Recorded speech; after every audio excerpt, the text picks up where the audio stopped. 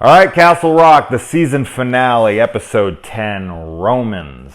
I think, like everybody, I was hoping that this, spoilers obviously, guys, for the whole discussion here. But I was thinking, as most people, I was hoping that we were going to get answers to the majority. I didn't expect everything to be tied up real, like in a cute little bow and everything, and be, fully hashed out here. This episode didn't answer almost anything.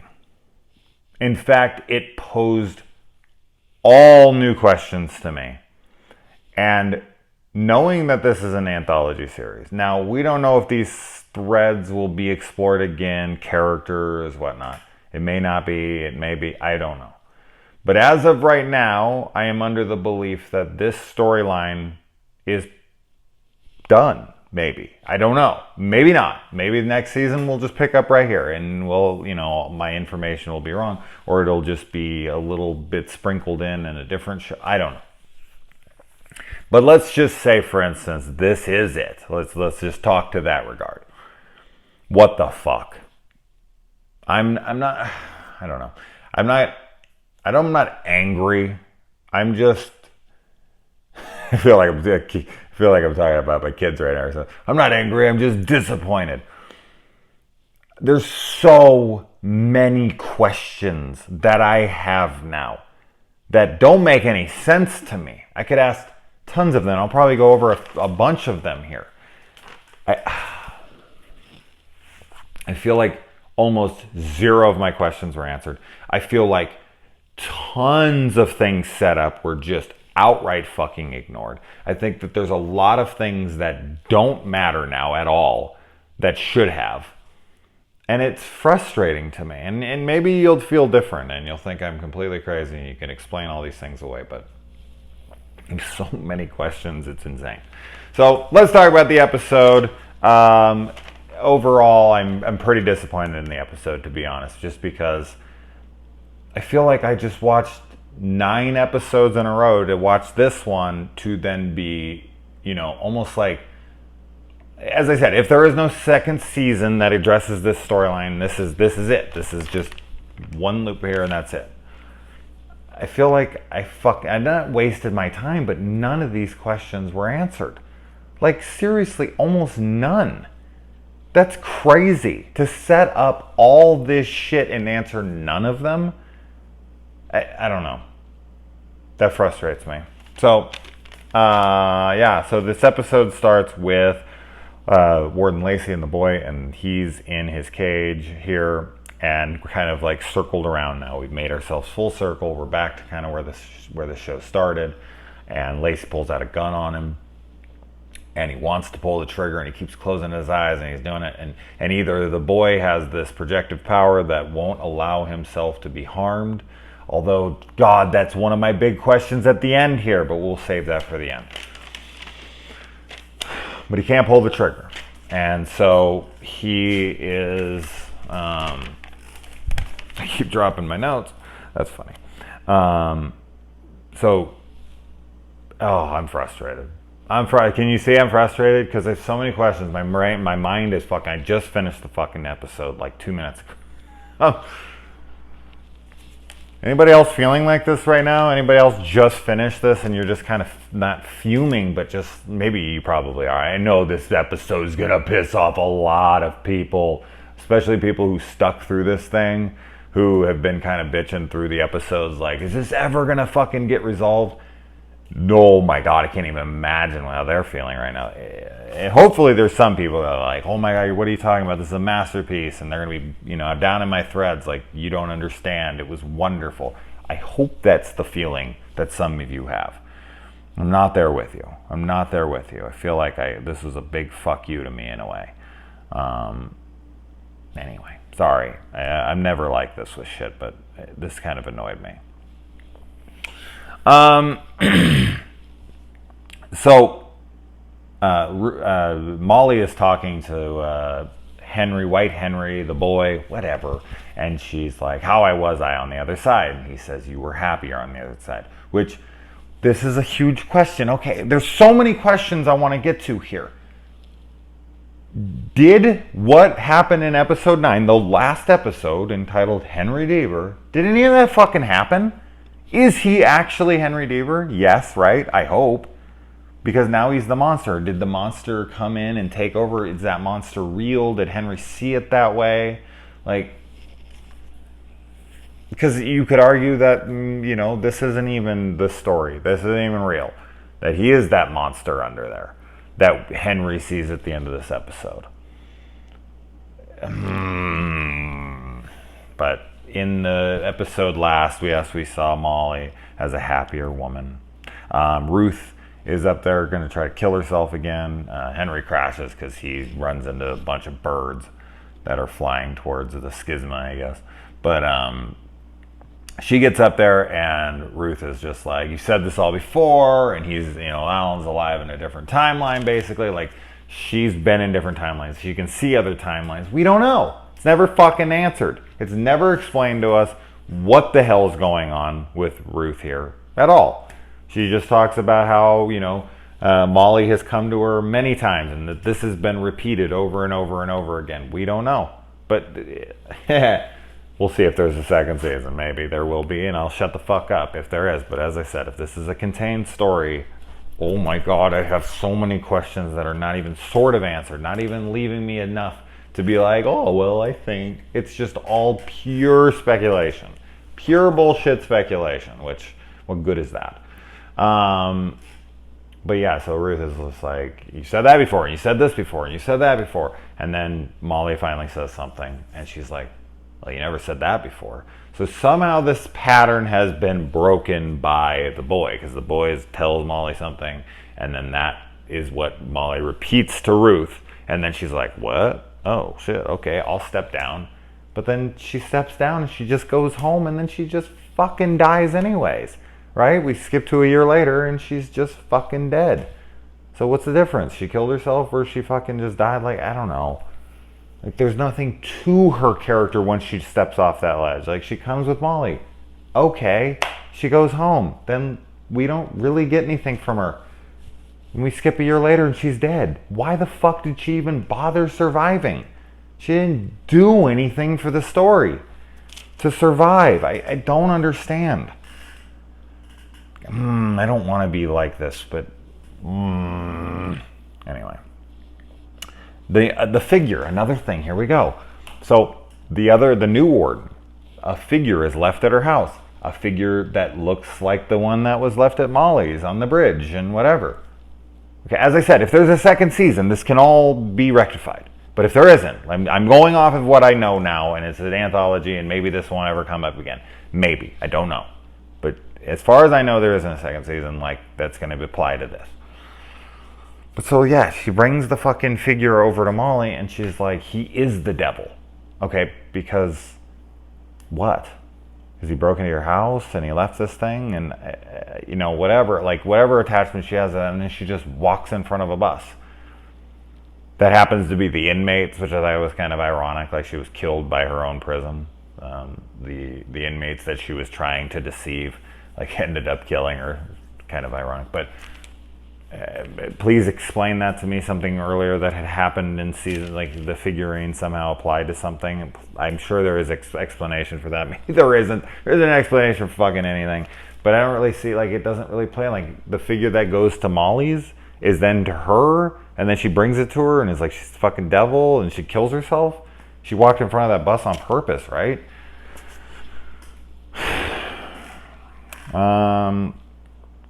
And then, the line Romans, okay? So the title of the episode is Romans. The line in this episode from Romans is the wage of sin is death, okay? So I don't know. So the episode is named after that passage of Romans 2:6-23 because he repeats it to him, right? And that's kind of how Henry realizes when he's walking him through the woods, some of the same stuff he said to Henry just kind of gives him a little bit of a flashback as why he doesn't trust him in that moment. He does have a gun on him, but I don't know. Wendell ends up making his way through town, hearing the sound, right? Hearing the hum, makes his way all the way back to the filter. He makes him, and he sees Willie, right? Does that play into the story at all? It kind of makes Henry for a second go, oh, my son's hearing it too.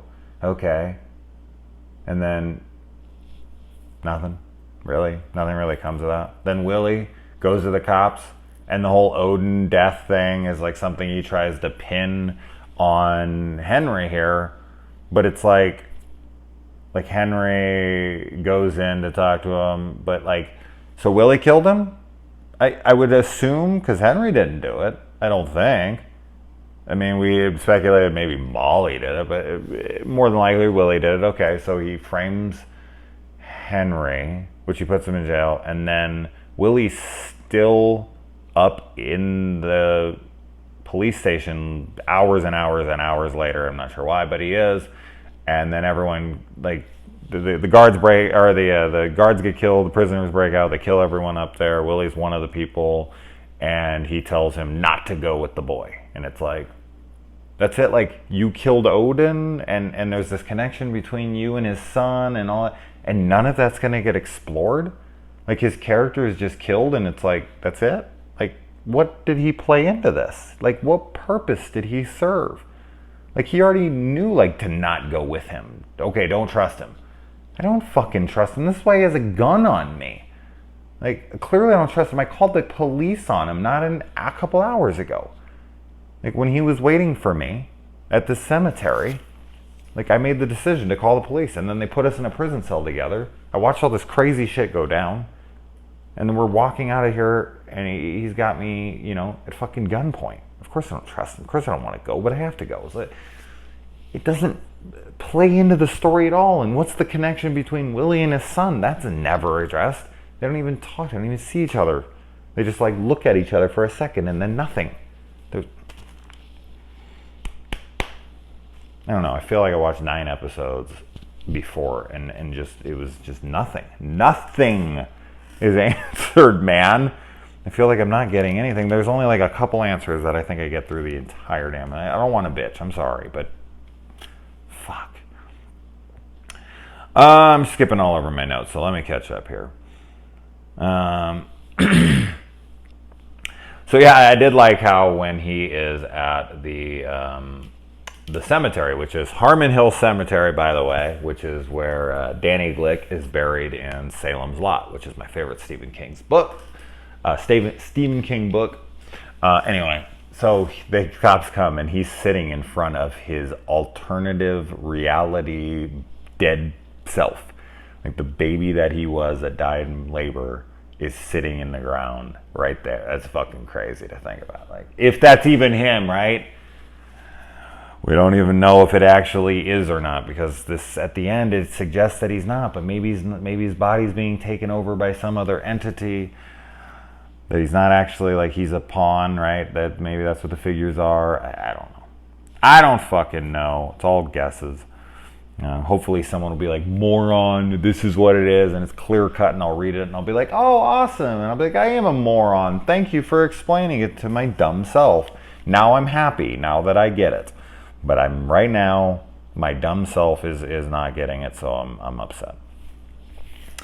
And I do like when he calls, when he's talking to Henry, you know, across the cells, he calls Ruth mom. Like, he's like, you know, dad or Alan and mom. The way he says it, it's like, it's not his mom, it's not her mom or my mom, it's mom. That was, you know, kind of talks to how he thinks that they are. I don't know. In the moment, it was like, oh, you know, that adds up right there.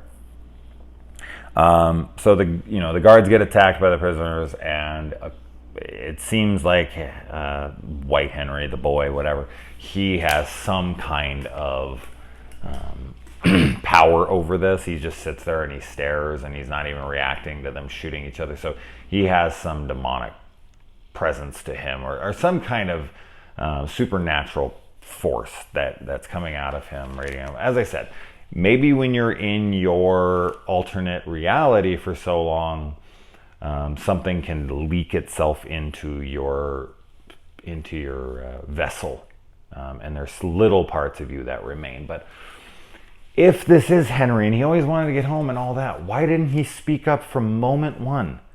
Why did it take? Maybe he had to break the pieces back, but he hadn't returned to his alternate reality where the other Henry had returned to his and he lost all his memory. Like Henry, this white Henry, the boy, was still in this 27-year period. So he still had the memories. He still was there. So why wouldn't they come through the door? And he's like, I'm Henry Deaver. Holy shit. And when he met Henry Deaver, which he was in the same room with him before, why wasn't he like, you and me, we need to get to the schism right now? Or he was just trying to get there by himself, right? He says he went there by himself and nothing happened. Okay. So then he comes back and says, but he's not saying anything. Is he scared? But how did he break out? And why is he having all these powers? And just give me some answer. Just give me some fucking answer. Seems like this is how he escaped from Juniper Hills, right? He just has the ability to manipulate prisoners to do his bidding. Also, something else that isn't addressed at all here is like that flashback with that little schism thing where they go into him and Molly, and she gets shot possibly by one of those guards that's chasing those prisoners back in the 60s or something, 50s, and it's one of those women that killed people, whatever. Someone had pointed that out to me, that those are women. That's a woman that was pointed out in a story earlier in the season. None of that's brought up. None of that's addressed. None of it is addressed. Who were those people? What was that? There was no connection. It was like set up. It was a little thread, possibly. Well, that's going to mean something. Nope. Sure fucking isn't. Please, there's got to be a second season that addresses some of this. There fucking has to be. And then, yeah, so we finally get to find out what Henry did here. And Henry, he used little Danny Torrance move here, and he walked back over his footprints backwards. And then when Matthew came up to the ring, he pushed him off the cliff onto the icy, below. And this is what put him in his little coma so that Molly could come in and kill him. So we get to at least see what Henry did there. So that question is answered. Okay, cool. We got one fucking question, and it had a little nod to The Shining. So, yeah. And then, then he sees the boy as a monster. What the fuck was that all about? So that's the true self? Is that what he looks like? Is that the monster that's residing inside of Henry Deaver, the one that's been stuck there for 27 years? Or is that actually the monster? Did he make up this story to Molly that we heard? Was all of episode 9 a complete farce?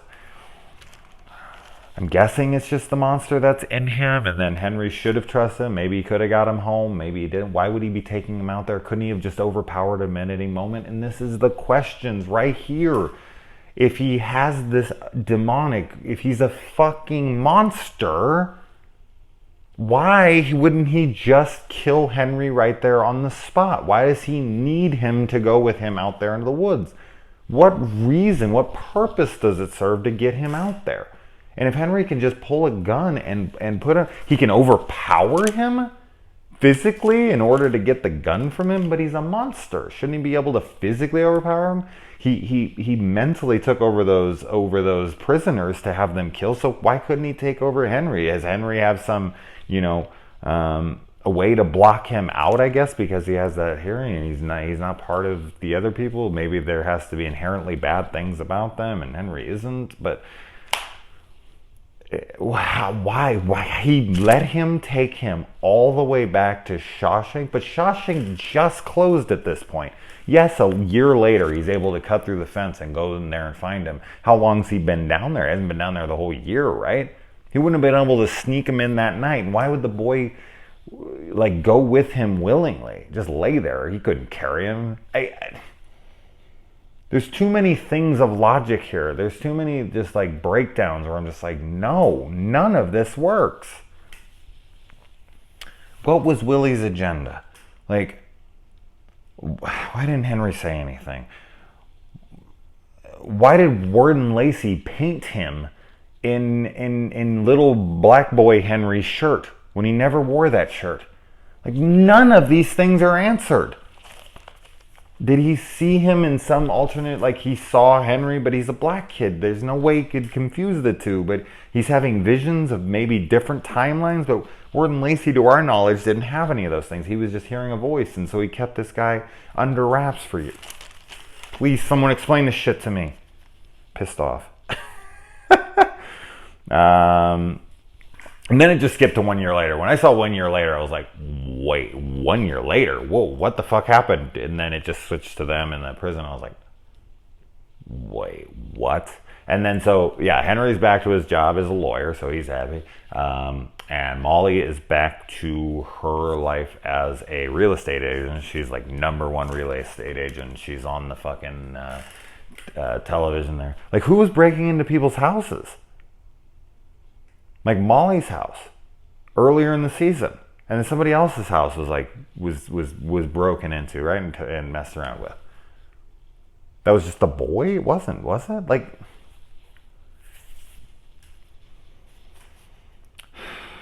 so many things set up that are not answered, man. So many fucking things. Maybe I'll just like wait to post this and then watch a bunch of people's reviews and see if like they explain it, and I'll be like, ooh, I didn't understand it at all. I'll just not post this. But you know me, I'll just fucking post it anyway and get called an idiot. I did like that Alan and Ruth were buried together. That was cute. And I already said a lot of this stuff. He tells him he still had his doubts. And then at the end, the very end, he just kind of gives what looks like a smile, kind of an evil Pennywise little smile. Like he's breaking him, like he's getting through to him. He's making him doubt more and more. He's going to let him back out of there. But for what? What was he taking him out there for in the first fucking place? What purpose does taking Henry out there to the woods serve? We know nothing. He was going to what? Kill him? He could have done that anyways. He had a gun to his head. He was gonna what?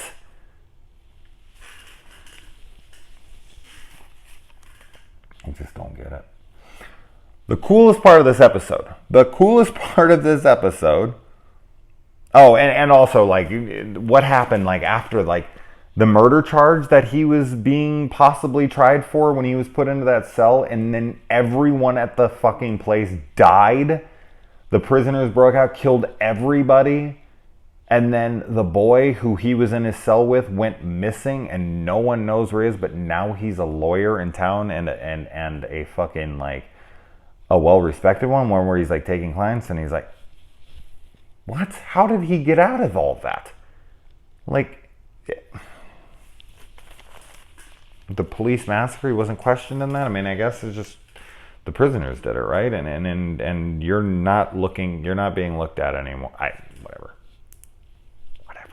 But the coolest part of this episode for me, because it's actually towards one of the things that was lame as shit about this season for me, was, I've mentioned this plenty of times before, is casting someone as awesome as Jane Levy and not using her to me at all. She's completely pointless in this season to me. I don't see any fucking reason for her to be in this season at all.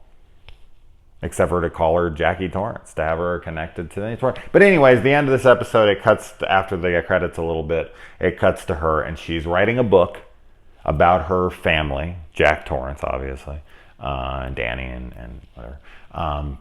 And she's calling it Overlooked, which I thought was kind of cute. That's why I wore this shirt just for this review, because it was all exciting that she was talking about it. And she was talking about burying the axe in the back of someone's head, and just kind of like Jack, right? And she did it to that guy, so she's like carrying on the family legacy of burying an axe in someone's head. And then she says that she wants to go to the Overlook Hotel to finish writing her book, which was a great nod to The Shining. Maybe a little too on the nose for some people. I don't know, and the name of the book and all that stuff, but that was my favorite part of this episode. The little teaser, which is that the second season, possibly? Are we going to see fucking Jackie Torrance go to the Overlook Hotel to write her book? I mean, That would be a tad redundant, wouldn't you think? I mean, just to completely outdo that. I don't think that's what's going to happen. I think that was just a cute little nod to The Shining and putting her back. I don't know if we'll see her again. I don't know if this next season will have anything to do with this. Hopefully it does. Hopefully the next season's all about this and it'll answer all my questions. But until I see that, or until somebody points out all the reasons, all the things that I missed, all the symbolic this and that, and the metaphors and whatever, or the outright things that I missed, I am not a fan of how this ended at all. And if you need me to say that, you haven't been paying attention, clearly. So yeah, anybody else feeling like me right now? Feeling super let down? Feeling like nothing was answered and that more questions were posed than fucking previously started? I'm just very disappointed. Very disappointed. So I can't help but feel this way right now. So anyways, guys, that's it. Season's over. I will be reviewing The Purge episode 2 tomorrow. I haven't watched it yet, but that's my new show to jump on over to. So yeah, all right. Well, until next year for this show, adios.